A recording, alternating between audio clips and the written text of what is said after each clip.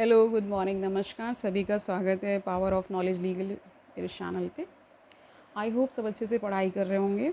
और मैं हर बार जब सेशन एंड करती हूँ हमेशा ये कहती हूँ कि पढ़ाई का कोई बर्डन मत लीजिए। पढ़ाई आपकी जो दिनचर्या है, जो जीवन है, उसका ही पार्ट है और उसे उतना ही आप सरलता से करें जैसे आप अन्य कार्य करते हैं। ठीक है।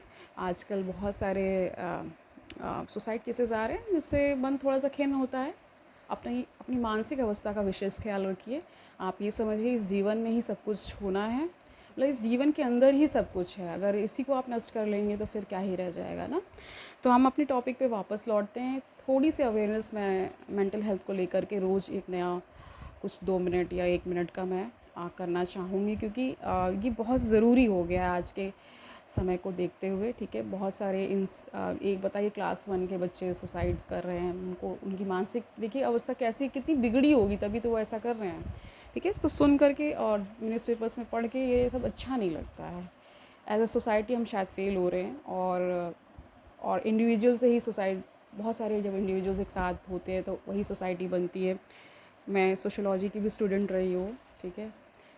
तो ये सब समझ के लगता है कि बहुत कुछ किया जाना ज़रूरी है। प्लीज़ अपने आसपास लोगों की मदद करिए, उनका ख्याल रखिए। इस सब के बारे में अवेयरनेस फैलाइए जितना आप फैला सकते हैं। आज हम पोलाइट एंड इम्पोलाइट लिस्टिंग की बात करेंगे। आइए जानते हैं इसके बारे में। Let's get started. तो देखिए, politeness is often thought of the exclusive function of a speaker as solely an encoding or sending function, but politeness or impoliteness may also be signaled through listening. ठीक है। तो ये देखिए आपकी बात करने के तरीके से ही पता चल जाता है कि आप कितने पोलाइट और इम्पोलाइट हैं। ठीक है।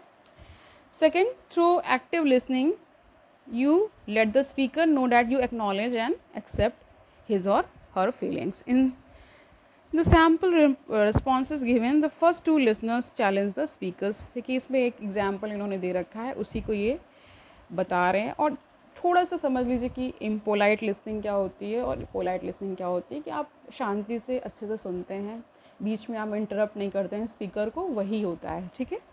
ओके। कह रहे हैं कि active listening stimulates the speaker to explore feelings and thoughts, है ना। ये सारी चीज़ें होती हैं। जैसे बता रहे, एक सुजैन का नाम ले रहे हैं एग्जाम्पल के थ्रू।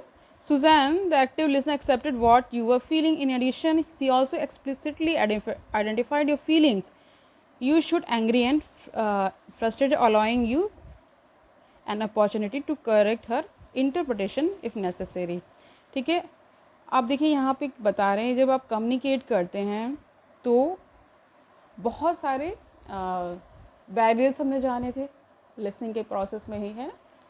और हमने ये भी जाना था कि क्या क्या आप एज अ इंडिविजुअल जब कोई इंटरेक्शन कर रहे होते हैं तो उसमें बहुत सारा आपको समझ में आता है कि क्या क्या बैरियर्स हैं। जैसे मान लीजिए शोर होता है या कोई बीच में ही आके आपको टोक दिया, इस तरह की चीज़ें होती ही होती हैं। ठीक है।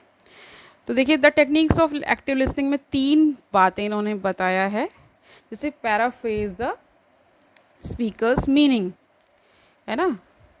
और दूसरा बताया express understanding of the speakers feelings, ask questions, ये सारी चीज़ें होती ही होती हैं।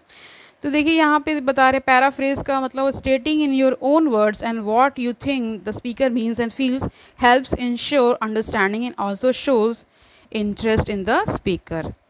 तो paraphrasing gives the speaker a chance to extend what was originally said. तो कई बार अपने शब्दों में लोग बताते हैं ना, तो उसी को पैराफ्रेजिंग, जैसे स्पीकर ने कुछ कह दिया फिर अपने शब्दों में उनको उसको क्रैक करके समझना ही पैराफ्रेजिंग है।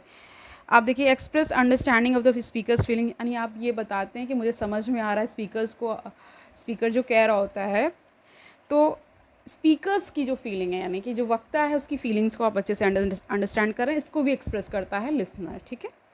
और क्वेश्चन भी, आस्क क्वेश्चन का मतलब बीच में जो क्वेश्चंस भी पूछते ही पूछते हैं। ठीक है। ओके। तो आज के लिए हम इतना ही रखते हैं। ठीक है। समझ गए होंगे पोलाइट और इम्पोलाइट लिसनिंग क्या है ना। और कल से हम कल्चर, जेंडर एंड लिसनिंग के बारे में थोड़ा सा जानेंगे, या हम कुछ और नया स्टार्ट करेंगे, इसको हम देख लेंगे अच्छे से। मुझे ये समझ में आता है कि ये पेपर ऐसा है कि जिसको आप खुद से भी स्वयं मतलब उतना ज़्यादा बताने की आवश्यकता नहीं, आप खुद से भी कर ही सकते हैं, क्योंकि ये क्वालिफाइंग नेचर का पेपर है और इसमें आपको एक मिनिमम स्कोर करना है, बहुत आपको स्कोर करना नहीं, इसमें जस्ट आप क्वालिफाई कर लीजिए बस, ठीक है। तो विद दिस हम इस टॉपिक को, आज के सेशन को यहीं एंड कर रहे हैं, ठीक है। देखते हैं नया क्या ला सकते हैं, उसके बारे में हम जान लेंगे। जो भी नया सीखने की हम कोशिश करेंगे उसमें हम और ज़्यादा डीप में जाएंगे। ये हमारे चैनल का उद्देश्य रहता है कि पूरी किसी भी टॉपिक को लेकर पूरी अच्छे से अंडरस्टैंडिंग आराम से जानते रहें, ठीक है। अच्छे से पढ़ाई करिए, अपनी मेंटल हेल्थ का ख्याल रखिए।